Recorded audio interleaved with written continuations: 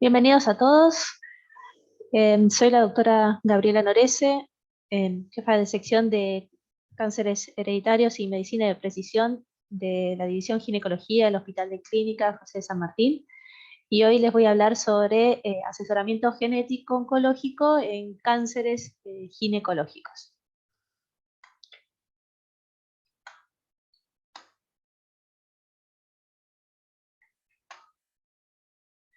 Primero que nada, debemos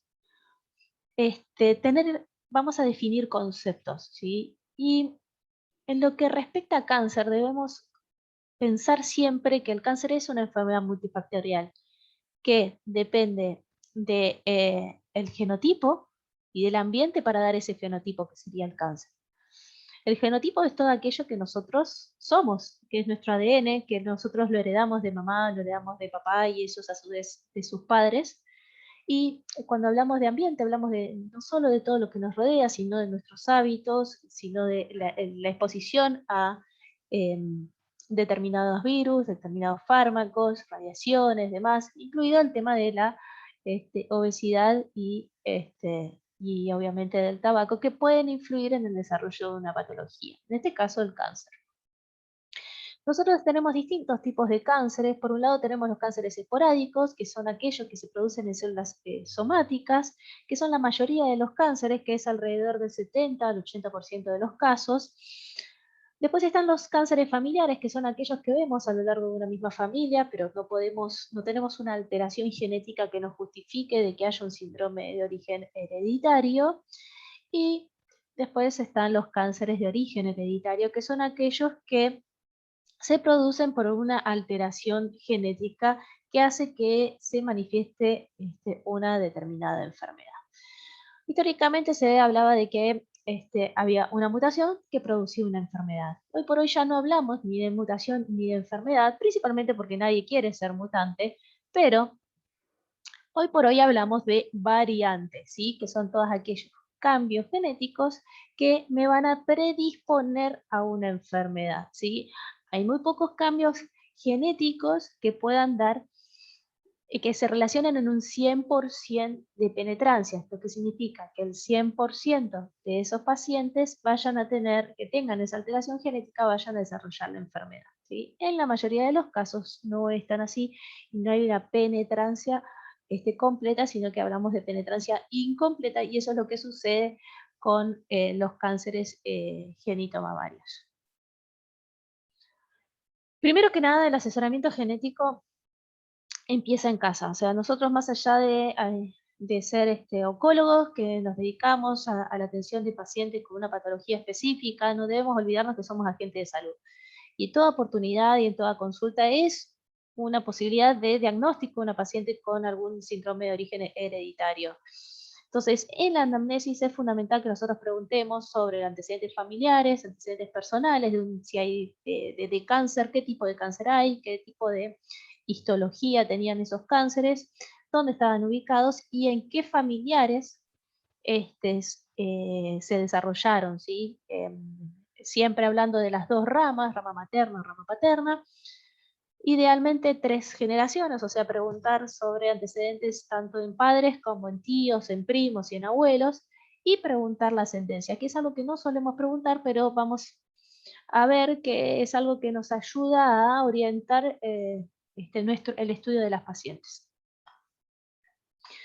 Entonces, si en esa consulta nosotros sospechamos de que puede haber un síndrome hereditario, va a ser en aquellos casos en los cuales yo encuentre que haya un tumor en una edad temprana, o sea, en general tomamos menores a 50 años de edad, o que haya presencia de un mismo cáncer en 2 o más familiares, o en más de una generación afectada por un mismo cáncer, enfermedades multicéntricas, bilaterales, o más de un mismo tumor en una misma persona, o si pertenece a una etnia particular, por ejemplo, etnia askenazí, o si hay algún tumor raro en la familia, ejemplo, cáncer de mama en el hombre.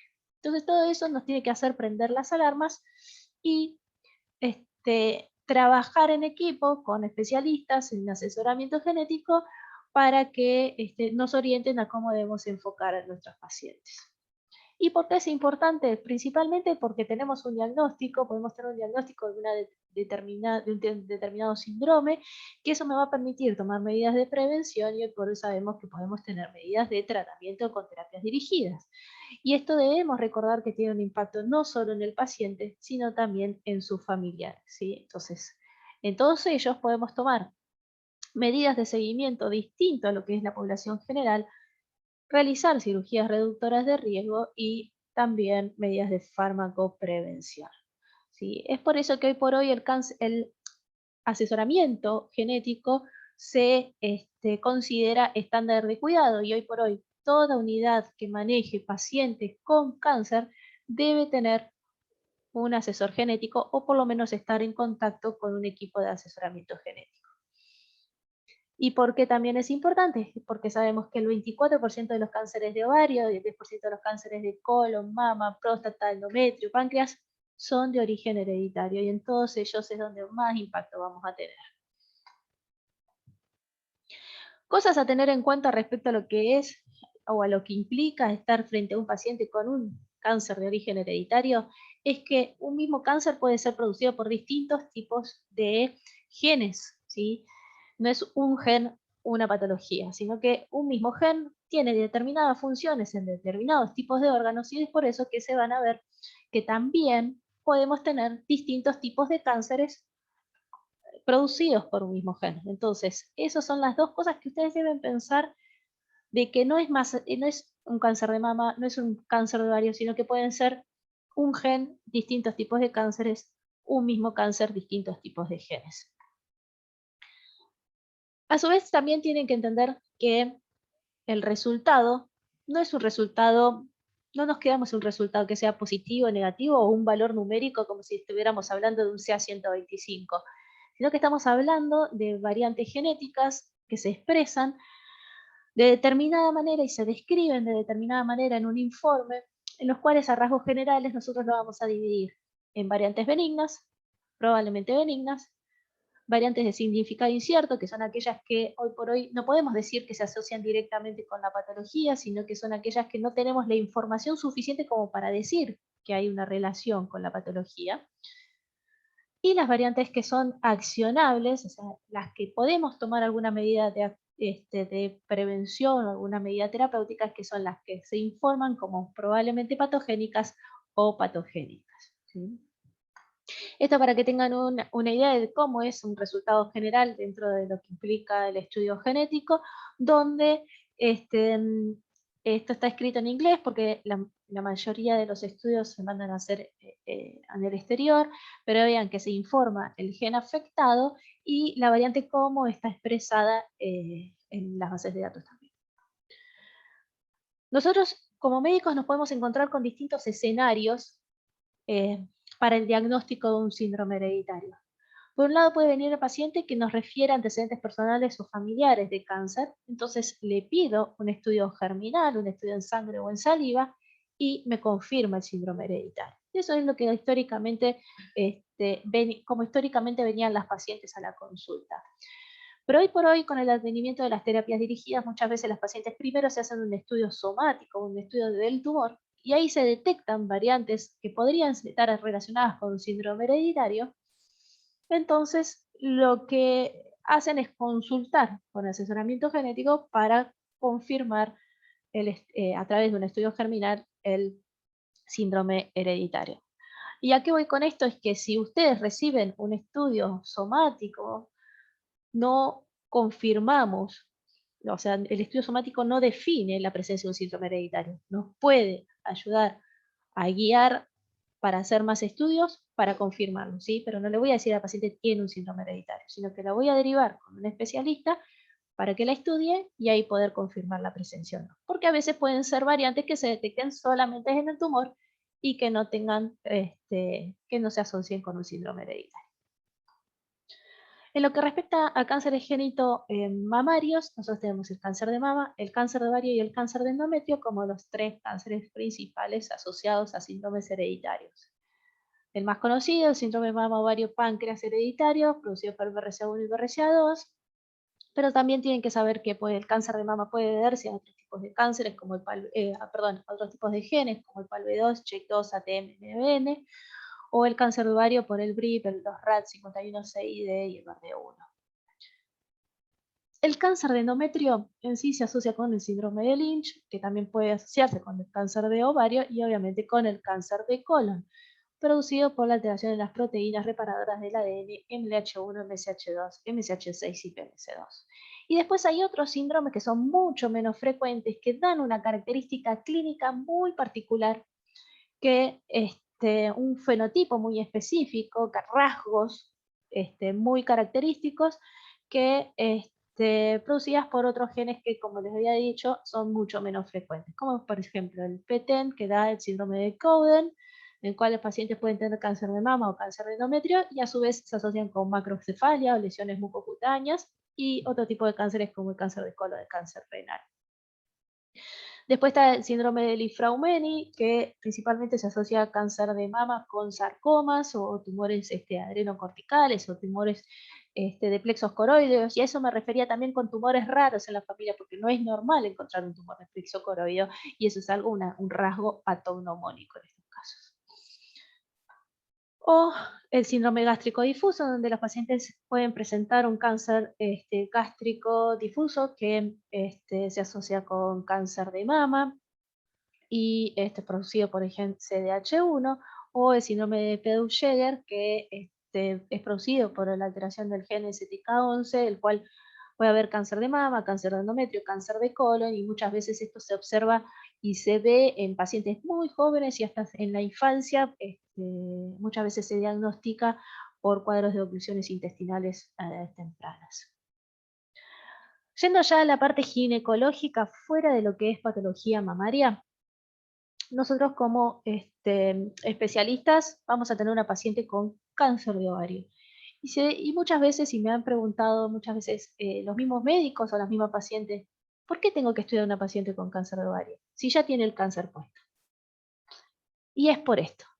Primero y principal, el cáncer de ovario, una paciente hoy por hoy podemos tener una terapia dirigida, ¿sí? Que nos va a permitir, con la cual vamos a tener mejores resultados que con la terapia estándar, eso lo saben. Y a su vez, nos va a permitir el estudio, nos va a permitir hacer una prevención de segundos tumores. Y en base a esa prevención, nosotros podemos hacer un seguimiento de alto riesgo con esa misma paciente que ya tiene el cáncer de ovario, pero no nos tenemos que olvidar que, por ejemplo, sigue teniendo mamas. Y si estamos hablando de un síndrome mama-ovario hereditario, la paciente tiene mayor riesgo de desarrollar cáncer de mama y debemos hacerle un seguimiento específico por sus mamas. A su vez, esa paciente afectada nos permite poder estudiar a los familiares sanos. Entonces, esos familiares sanos se van a poder hacer el estudio de esa variante familiar, y en el cual, si a ellos se les detecta, podemos llegar a prevenir la patología que motivó a que ese familiar sea estudiado. ¿Sí? Entonces, podemos prevenir el cáncer de ovario a través de la cirugía reductora de riesgo, como vamos a ver, y a su vez podemos prevenir otro tipo de cánceres. Ejemplo, cáncer de mama. A través de la realización de cirugías reductora de riesgo, podemos hacer un seguimiento de alto riesgo, podemos tomar medidas de farmacoprevención. Y lo que debemos recordar es que el cáncer de ovario no tiene un método de screening, entonces por eso también es importante poder estudiar a los pacientes afectados y a los familiares sanos, ¿sí? Y es lo que está demostrado que es una medida costo efectiva. En lo que respecta a una paciente que ya tuvo cáncer de ovario, nosotros tenemos distintas etapas de su enfermedad que puede estar transitando esa paciente, y el asesoramiento genético y el testeo molecular lo vamos a indicar en cualquier momento de su patología. Obviamente que eso lo podemos, lo ideal es indicarlo al inicio, o sea, al momento del diagnóstico, porque nos va a dar tiempo como para poder llegar a un resultado, pero en cualquier momento de su enfermedad, la paciente puede o debe ser estudiada.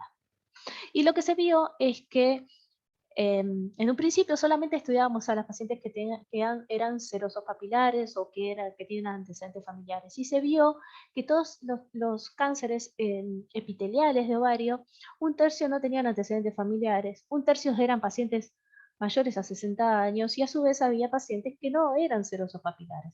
Y es por eso que hoy por hoy se indica el testeo universal a todos los pacientes con cáncer de ovario. ¿Y qué estudio yo debo pedirle a una paciente con cáncer de ovario? Básico, por lo menos BRCA1 y BRCA2. ¿Y cómo se pide el BRCA1 y el BRCA2? A través de una secuenciación completa del gen y grandes rearreglos con una técnica que se llama MLPA, que eso nos permite estudiar de manera completa todas las variantes posibles que podemos llegar a detectar en estos dos genes. Hay situaciones particulares, por ejemplo, los pacientes de ascendencia askenazí, en los cuales podemos empezar estudiando las mutaciones fundadoras, o sea, las propias de esta etnia, en los genes BRCA1 y BRCA2. Si nosotros sospechamos de que puede haber otro síndrome hereditario, porque encontramos cuando le hicimos el interrogatorio que había otros familiares con otras patologías, entonces ahí voy a pedir un panel multigenético con los genes que se pueden llegar a asociar a cáncer de ovario o los otros cánceres detectados. Y si en esa familia ya hay una mutación familiar conocida, ahí solicitamos la variante familiar conocida. Recordemos, siempre el estudio se hace a modo germinal, o sea, para estudiar un síndrome hereditario es a través de sangre o de saliva, y debemos derivar a asesoramiento genético para un trabajo en conjunto entre todos los miembros del equipo que intervengan con esa paciente. Reitero, si yo voy a hacerle a la paciente una terapia dirigida, el estudio lo puedo hacer vía germinal o vía somática. Pero recordemos que si lo hacemos por vía somática y detectamos una variante, debemos confirmar el, este, el resultado y el informe, en realidad el diagnóstico de síndrome hereditario a través de un estudio germinal, ¿sí? Y les recomiendo para esto las guía de recomendación que nosotros ahora publicamos desde la Asociación de Ginecología Oncológica. Entonces, en base a los resultados que nosotros tengamos, vamos a hacerle las recomendaciones según el riesgo que tenga esa paciente, ¿sí? Sabemos que población general, vamos a pedir el PAP, el test de HPV, mamografía, videocolonoscopía, tomografía si es de tórax en pacientes tabaquistas, vacunación, son todas distintas medidas que nosotros tomamos de prevención, pero cuando estamos hablando de una paciente de alto riesgo, nosotros debemos tener en cuenta el momento de la vida en que se encuentra esa persona, si esa persona tiene deseo de fertilidad o no, si está con algún tipo de anticoncepción, qué tipo de anticoncepción les voy a sugerir, si tiene paridad cumplida o no, si está en el climaterio y obviamente qué es lo que desea la paciente realizar. En todos los casos, independientemente si se trata o no de una paciente de alto riesgo, yo debo recomendarle cambios en el estilo de vida, actividad física, una buena alimentación, cese de tabaco y reducción de obesidad, porque eso ha demostrado que tiene impacto sobre el desarrollo de las patologías. En los familiares sanos, pacientes con diagnóstico de variantes en los genes BRCA1, BRCA2 y también en RAD51C, D y BRIP, que eran los otros que se asociaban con cáncer de ovario de origen hereditario, está recomendado hacer la cirugía reductora de riesgo, ¿sí? Que es la salpingoforectomía bilateral. Esto se contacta con un cirujano, con un ginecólogo amigo, en el cual lo que va a hacer es por vía laparoscópica o vía laparotómica. Hoy por hoy ya usamos la laparoscopía, es mucho mejor, las pacientes lo toleran mucho mejor y tienen una rápida recuperación. Que lo que hacemos es quitar la trompa y el ovario, la trompa desde la región cornual, con un lavado peritoneal también. Y esto ha demostrado que reduce la mortalidad por cáncer de ovario, ¿sí? Y lo importante con esto es que la persona que realiza la cirugía debe hablar con el patólogo porque hay una técnica que se utiliza específica, se llama CIFIN, para análisis en cortes finos de la trompa.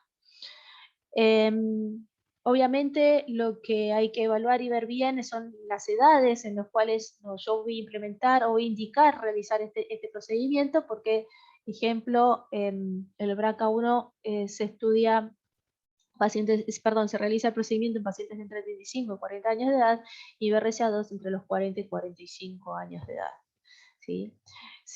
Hoy por hoy hay protocolos que están ongoing sobre la realización de la cirugía en 2 pasos. Esto significa sacando primero la trompa y posteriormente los ovarios para que las pacientes no queden menopáusicas a tan temprana edad, pero todavía no es algo estándar y estamos esperando los resultados definitivos de esto.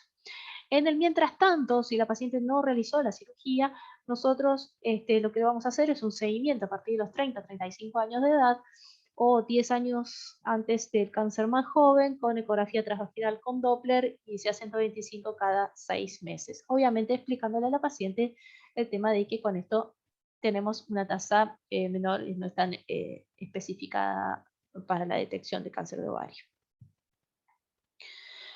Y lo que sí está comprobado también es que es importante no solo la implementación de una sola medida reductora de riesgo, sino también de la combinación de las medidas, de las distintas medidas y del seguimiento, ¿sí? Y se vio que realizando la salpingo-oforectomía bilateral en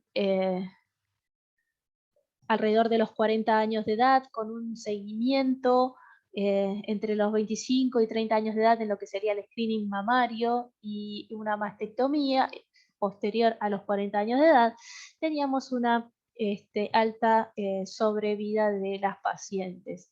Entonces, eso es algo que son datos que nosotros debemos tener en cuenta para saber cómo recomendar y qué sugerirle a las pacientes que tengamos con estas variantes. Y también se vio que la realización de la salpingo-oforectomía bilateral tiene impacto en lo que es el cáncer de mama y se vio que, y principalmente en los BRCA1, que se ve una menor incidencia en pacientes que recibieron la salpingo-oforectomía, menor incidencia de cáncer de mama en aquellas que realizaron la salpingo-oforectomía a temprana edad.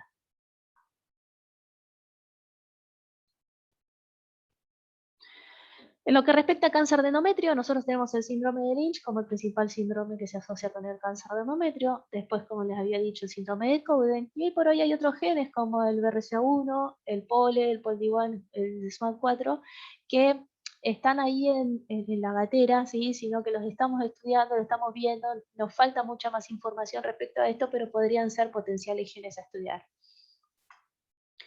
En lo que respecta al síndrome de Lynch, nosotros tenemos que el síndrome de Lynch es producido por las variantes MLH1, MSH2, MSH6 y PMC2, que se asocia con la alteración se asocia con cáncer de colon, cáncer de endometrio, el cual se considera el cáncer centinela, porque muchas veces en las mujeres aparece antes el cáncer de endometrio que el cáncer de colon.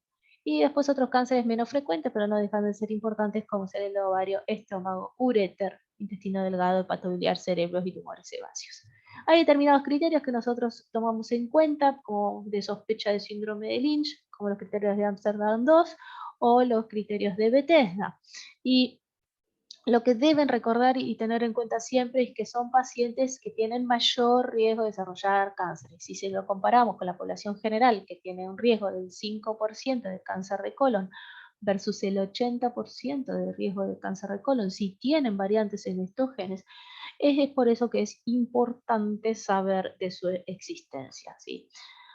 Hoy por hoy todo paciente con cáncer de endometrio en la pieza de biopsia de diagnóstica o en la pieza de histerectomía le voy a pedir la inmunohistoquímica para MLH1, MSH2, MSH6 y PMC2. Y en base a ese resultado voy a solicitar el estudio germinal. Y es por eso que hoy por hoy se considera fundamental el testeo universal en todos los pacientes con cáncer de endometrio. Y acá más o menos como en cáncer de ovario, ¿por qué tengo que estudiar a una paciente si ya tuvo cáncer de endometrio?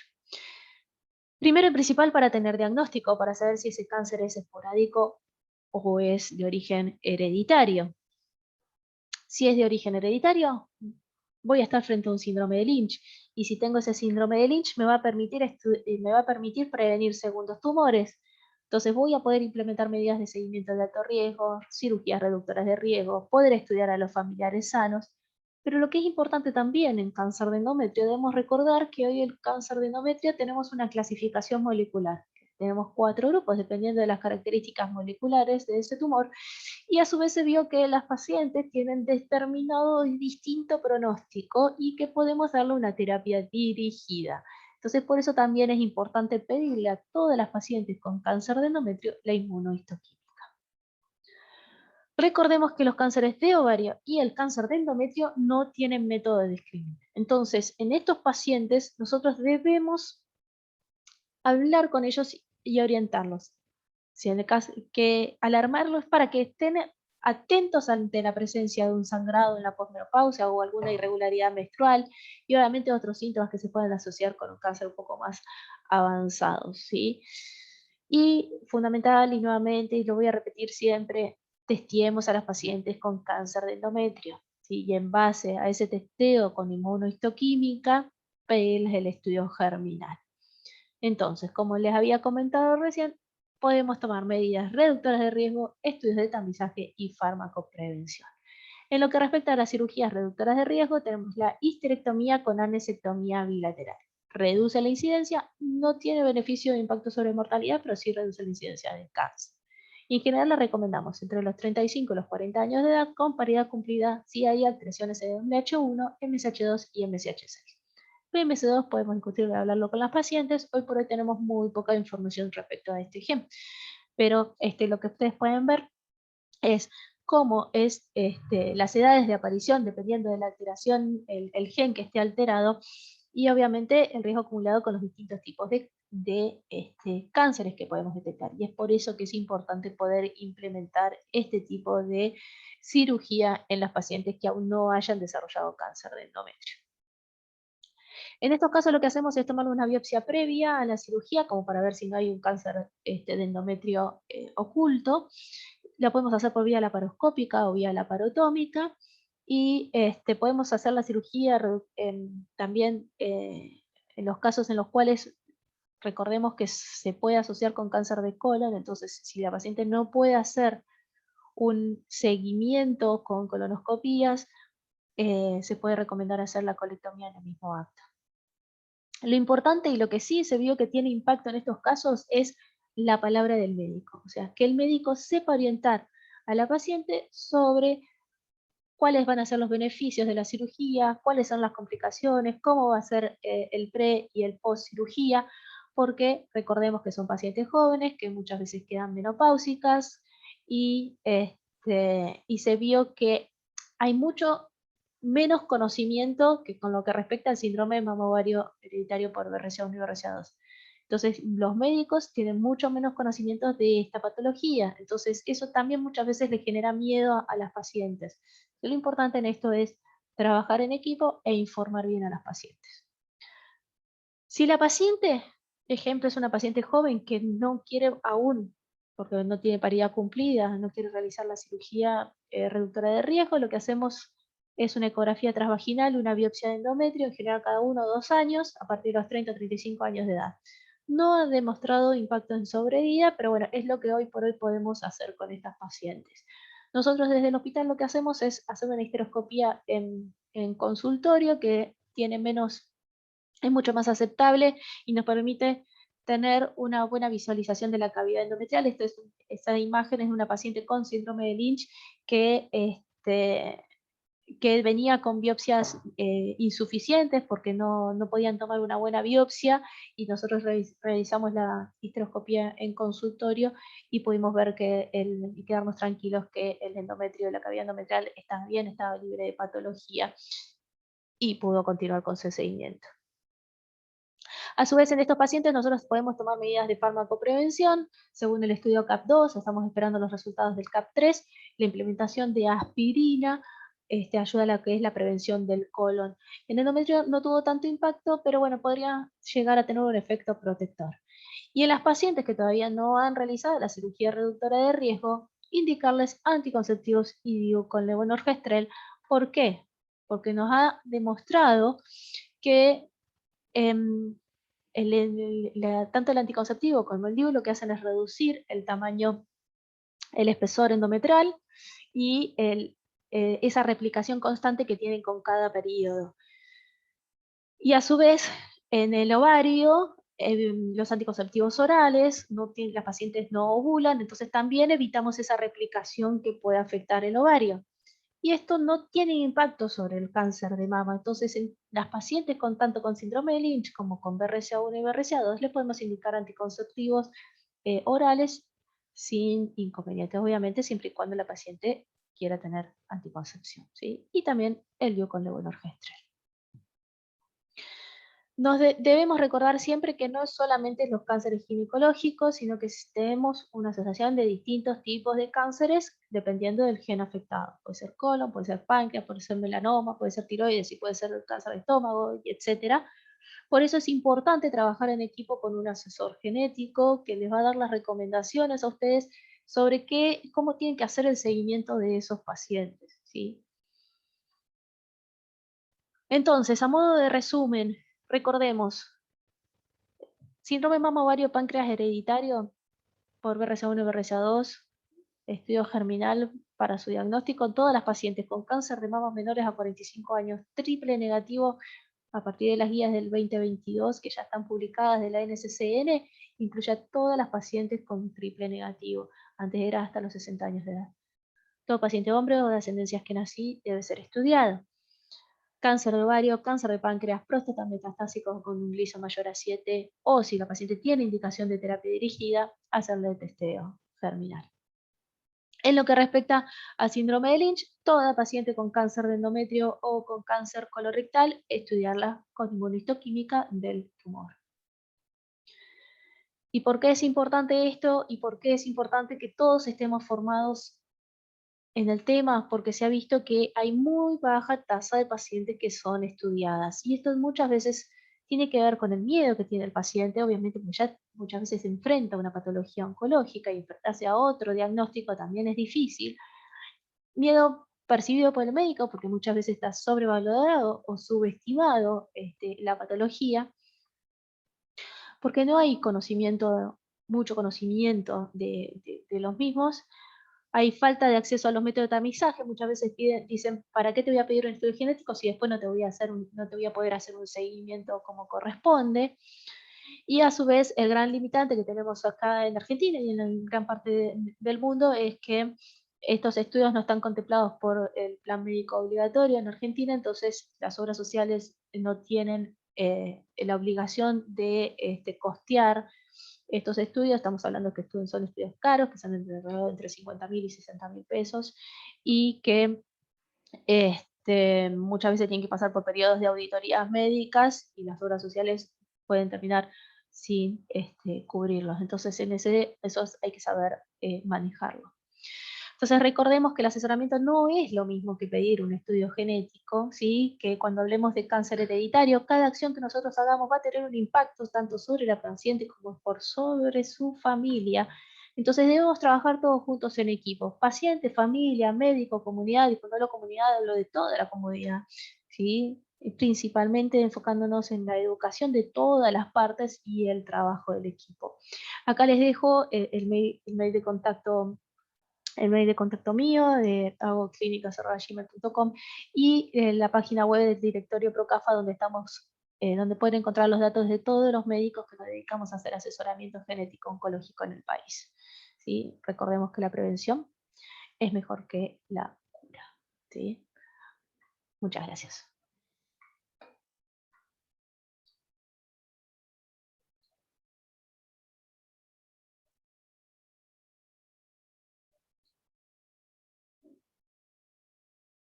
Em, ¿Cómo?